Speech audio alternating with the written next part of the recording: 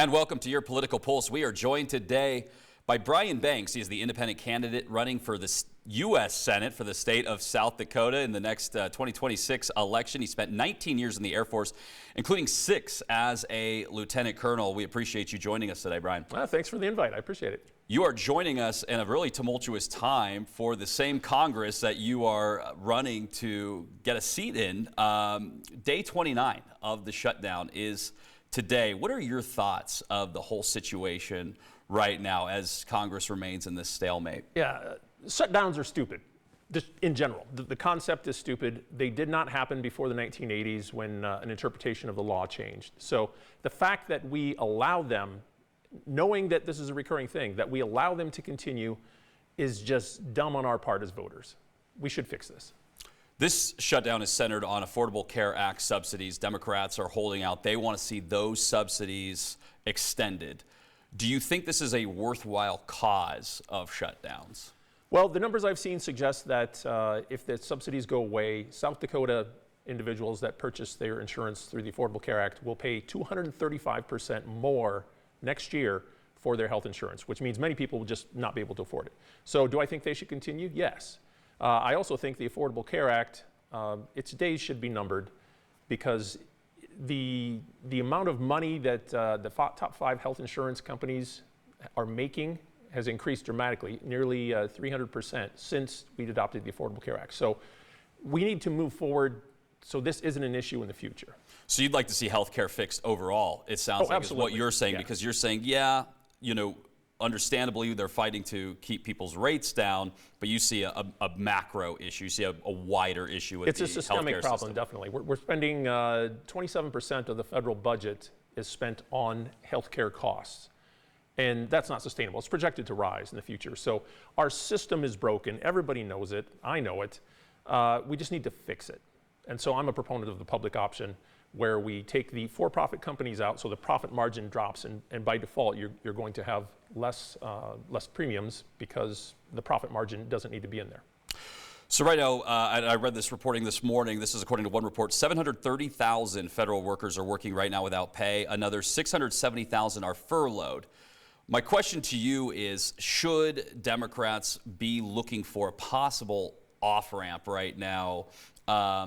Or should they at least have a time limit on when they say, okay, you know, enough's enough, and maybe the impacts of this are just outweighing what we're trying to get out of this shutdown? Yeah, so playing a game of chicken with people's lives, hundreds of thousands of people's lives, as you pointed out, and then the health care for potentially multiple millions of people, this is not what the government should be doing. This is the product of partisanship. It's a party game. Who's going to win? So should the Democrats be looking for an out? Yes. Should the Republicans be looking for an out? Yes. It's a matter of who cares less about regular people. And we can't let this continue. This whole process is stupid, as I said. I do want to note some reporting by The Hill this morning saying Senate Democrats are taking a close look at a Republican proposal to pay federal employees, and they're also planning, this would be the Democrats planning to introduce legislation to extend SNAP and the Supplemental Nutrition Program. But again, nothing's final in the Senate or in Congress as a whole until it's through. I do want to go back to your thoughts on the healthcare system. So what fixes do you think need to be made to the healthcare system? Okay, well, I'm a proponent of a multiple stage process. It is a big, complex system. So we literally cannot afford, it costs too much. We spend per capita, per person in the United States, we spend far more than every other developed country, nearly double some of the other wealthy countries. So we cannot afford that. My first proposal, what I would want to do is treat it the way we treat electrical utilities, natural gas, and that sort of thing, as a monopoly, and use something akin to what South Dakota has as the Public Utility Commission, where we regulate it and say, all right, you're entitled to a reasonable profit, but here you go. Here's your standards you can work within. So that's stage one. And then move on to stage two, I called it the public option, where you can effectively have something akin to Medicare that you buy into, similar to private insurance, except it's administered by the government, and thus you do not have the overage of, we need a profit margin for the private insurers, who are now making, as I said, it was 230% more during the Affordable Care, since the Affordable Care Act is adopted. Do you think there's a possible pathway right now for members of Congress to find an alternative to just simply extending these enhanced Affordable Care Act subsidies? Do you think they could find a path similar or some sort of other fix to the healthcare system that might bring things into an affordable place, but also, allow people to have an affordable rate as well? So affordable as far as the spending side goes, but also affordable as far as out of taxpayers or Americans' pockets. Let me preface this by saying that the ACA subsidies, this didn't sneak up on us. It's not like, whoa, what, they're going to expire? This has been known that they're going to expire for several years. They were extended last in 2022, and the cliff that they drive off of is at the end of this year, and then it doesn't continue. So Congress never proactively does things these days. It's all reactive of like, oh, that's a problem. What should we do about it? So is it possible that Congress could do something? Not in a timely manner. So this is a complex thing. So it should be something that is debated and thought out of what the merits are, which is the point of Congress. But we don't do that because partisanship has eroded the system so much that this is our position, and we just fight. That cannot be the future. So you think this conversation about the Affordable Care Act subsidies is just happening too late? It absolutely is happening too late. This is not a surprise. Like, you cannot run your household this way. Like, oh, this is going to expire next week. Should we do something about it? No, you should have done something about it last month or before. How long out do you think they should have been working on this? I'm just to get your mindset on this. Congress is supposed to, if they did their jobs, again, if they did competent work, they would have had their budgets done prior to the 1st of October. That is the way the system is supposed to work. So instead, we get this shutdown because they cannot do their jobs. The partisanship has eroded the system. So if they worked for me and I had the decision, I would say, boom, you guys are out on your ass because you don't work. You don't do your job. The basic expectations of government are not being met. So could they have done this in the past? Yes. Should they have done it before, after the deadline? Yes. We'll get into some other issues here.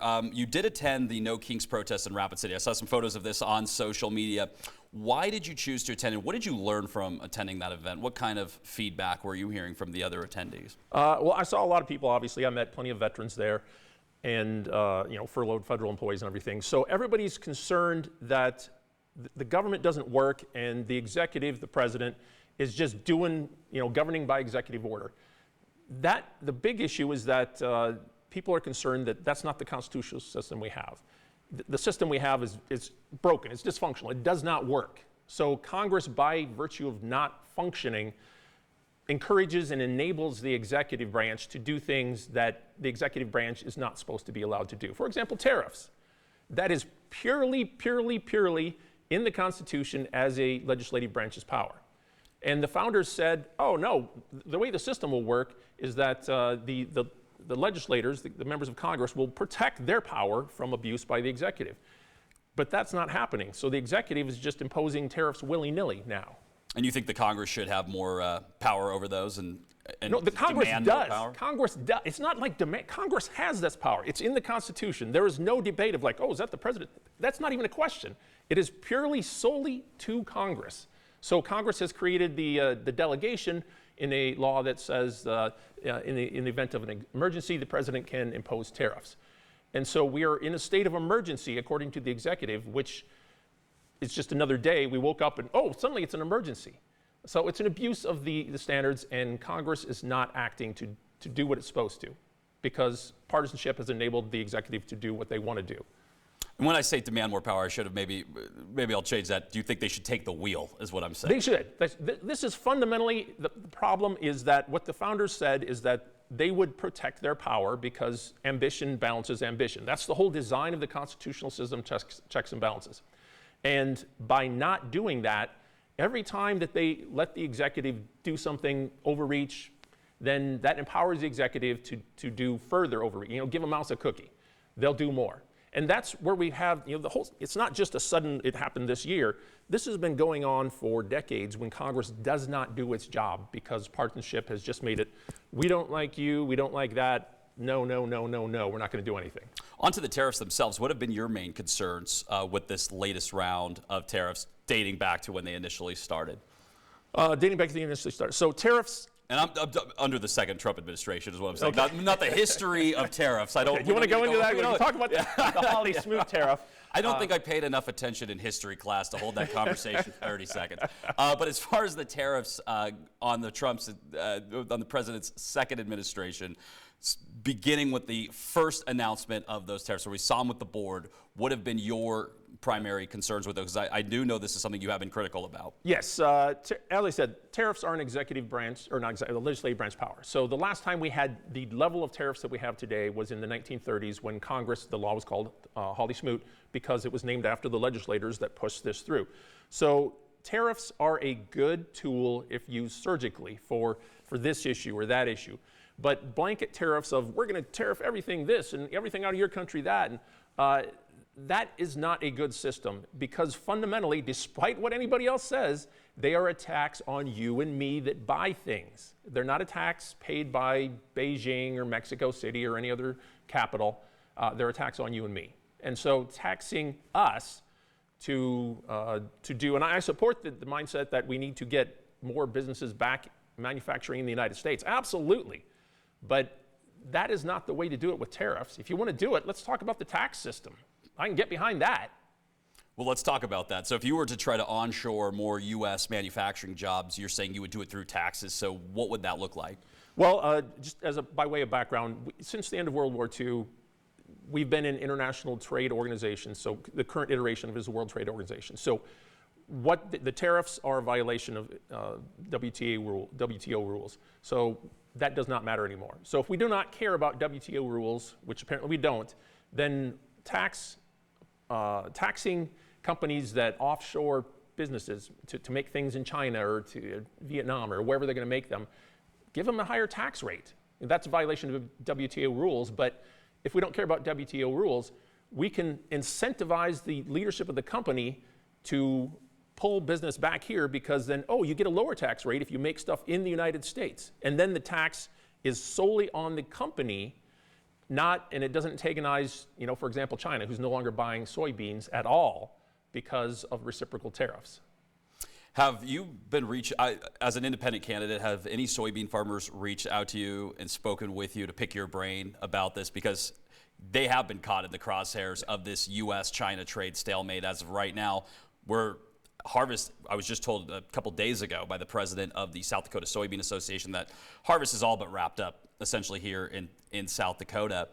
And again, a lot of our soybeans here historically have gone to China, but this year China has not yet made any purchases.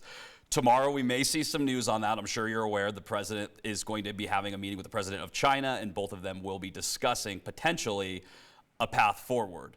But that said, we'll start with the feedback. Have you gotten any feedback from our farmers here in South Dakota? Yeah, everybody's obviously unhappy. If you're growing soybeans, your market is gone. So if China stops buying, your price drops because supply and demand. Those rules still work. So yeah, the feedback is that they want something to be done. Whether it can be fixed, ideally it can be fixed, but it's going to be the back and forth of the tariff rates again, because China knows how to play the game, same as us.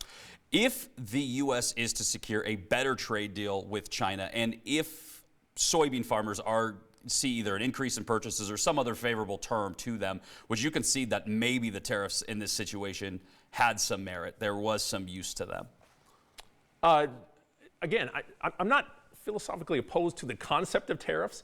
Tariffs can be a good tool if used judiciously. Just saying tariffs on everything is the concept I'm opposed to. So, the fundamental question is, or the point is that China was buying a significant number of soybeans prior to the first round of tariffs in the last administration, and then this round of tariffs where they just stopped buying them. So it would have been better to have kept, if we hadn't gone through we're going to tariff everything on the first round, and then on this round again, it would have been better to have avoided that. So I guess at this point, yay, if tariffs get reduced, then that's good, but that doesn't mean that the approach was the right approach to begin with. Okay, we'll move on to another issue. Again, I know you have been critical of the U.S.'s economic support to Argentina, unless I'm wrong, but reading your post, it seems like I don't see what we get out of it. And we'll get into that. So first we'll speak about there's the $20 billion currency line swap the U.S. set up. reporting I'm reading says that the U.S. is looking at additional aid for Argentina. And on top of that, of course, we heard the president's comments that the U.S. could potentially increase its purchases of Argentinian beef to try to help their economy. We'll get your thoughts on all of it. So the aid itself, and then the potential purchase of the Argentinian beef, which, as you know, has drawn criticism from ranchers here in South Dakota. So the concept of why are we helping Argentina? I'll note that the offer of aid from the United States to Argentina was entirely contingent upon their president getting reelected. He was just reelected, so they are going to get the aid now. But are we helping a politician? Because it sure sounds like that if it's entirely contingent on his reelection, or are we helping the country?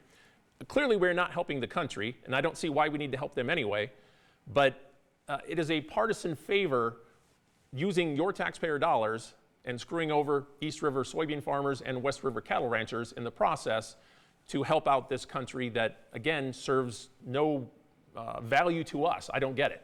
Yeah, and I know the president, I'm sure you saw, he's defended this. A reporter had asked him about this, and he had said that they're essentially in economic dire straits. I'm sure you saw his comments. Yes, and I agree. So there's a lot of countries that are in economic dire straits, but we're not helping everybody. We're only helping them if that guy got reelected, and he did, so we're still helping them. Okay, we will go into yet another topic, and this is, again, the potential purchase of the beef. It's a little bit separate. I mean, it's still tied into the aid, but we'll just get into that issue specifically. What did you make of that potential? Well, the big winners for this are the meat packers. So we need to view basically all of government in the context of big money, big ag, big tech, big pharma, all that sort of stuff against regular people, you and I. So the big winners in this, if we're going to start importing Argentine beef cheaper, 97% of their cattle have to be vaccinated for highly contagious foot and mouth disease, whereas in the United States we don't have that. So there are some health issues as well, but the winners are going to be the meat packers. The 4 giant meat packing companies control 80 to 85% of the U.S. market, and they basically set the price of beef. So if they're getting cheap Argentine beef, then what's that going to do to the U.S. cattle ranchers that were finally making some decent money after a number of years of hardship? So it's fundamentally, it's a problem because we're screwing over, again, West River cattle ranchers to help out Argentinians for some reason. Do you believe in MCOOL labeling laws? I mean, this is just an obvious question based on what you're saying. Yeah. Yes. That was a WTO decision. By the way, let me. Sorry, just so I can, because I know. I mean, the first time I heard MCOOL, I was like, I don't even know.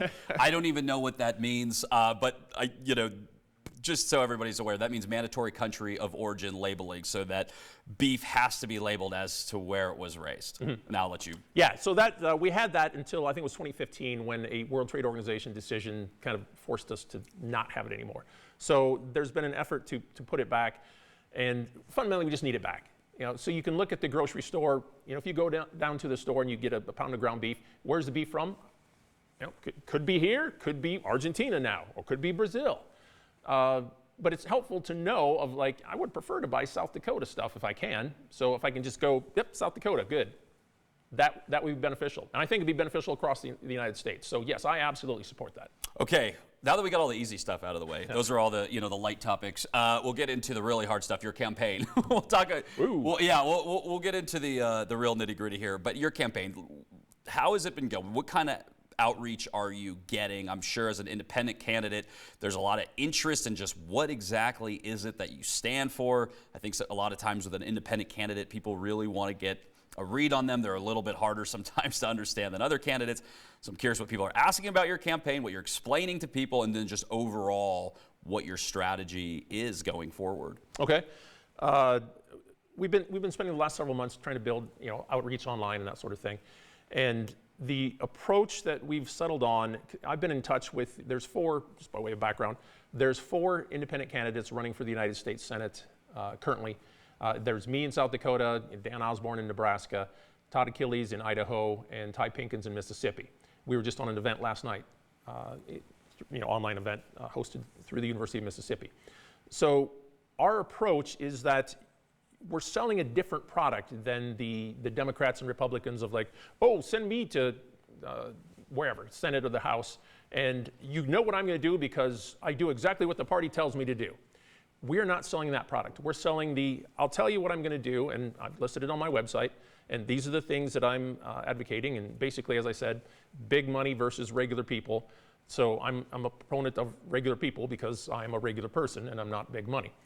So the approach that we're selling is that if you get a handful of independents, it doesn't have to be a lot, you get 5-ish, maybe even less, depending on the numbers, and you can deny the majority to either party, then the independents become the power center of the Senate, because if you want to do anything, you have to go through us, given the partisanship of Democrats will never vote for Republicans and Republicans will never vote for Democrats. So we become the power block, and we can kind of then mandate, essentially, if you want our vote, then we want some structural reforms. For South Dakotans' sake, what have they told you their thoughts are on the two-party system? I would imagine if somebody's approaching you and wants to pick your brain, they've got feedback for you on the two-party system. Yeah, well, it kind of depends on the degree of partisanship. So I've got Democrats that don't like me. I've got certainly Republicans that don't like me. The independents are now the second largest voting bloc in the state. The Democrats are the number 3. So the thoughts are generally well received. When I talk about, for example, this denying the majority thing with the independent conference, we're calling ourselves a fulcrum, essentially, that if you want to lever some action, you have to have the independents to kind of move the partisans either way. So the concept is well received by people across the board, not your hardcore partisans on either side, but generally the people that have open minds are very interested in the concept of what we're offering and what we're trying to accomplish. What's your strategy as far as getting your message across South Dakota from Hot Springs? Yes, it's a little bit far away from a lot of places. Thank God you're not right in a corner of the, one of the corners of the state, right? Yeah, the drive is kind of long these days. It wasn't, basically I've traded Aberdeen, the other corner, for this corner. You did that's like an LA crosswalk across the state of South Dakota. Just a little diagonal down to the bottom. Yeah, obviously I'm going to be logging a lot of miles as we've spent a lot of time building infrastructure so I can kind of roll into the election year, next spring, next summer, being on the road, going out and talk to people. The goal is, the partisans don't talk to each other. So my goal has always been I'll talk to anybody.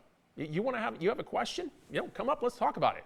Now, I won't guarantee, but I'm going to say it's highly likely that you and I will find a lot of common ground if we just sit down and talk, and you don't call me names and I don't call you names, because I'm obviously not going to do that.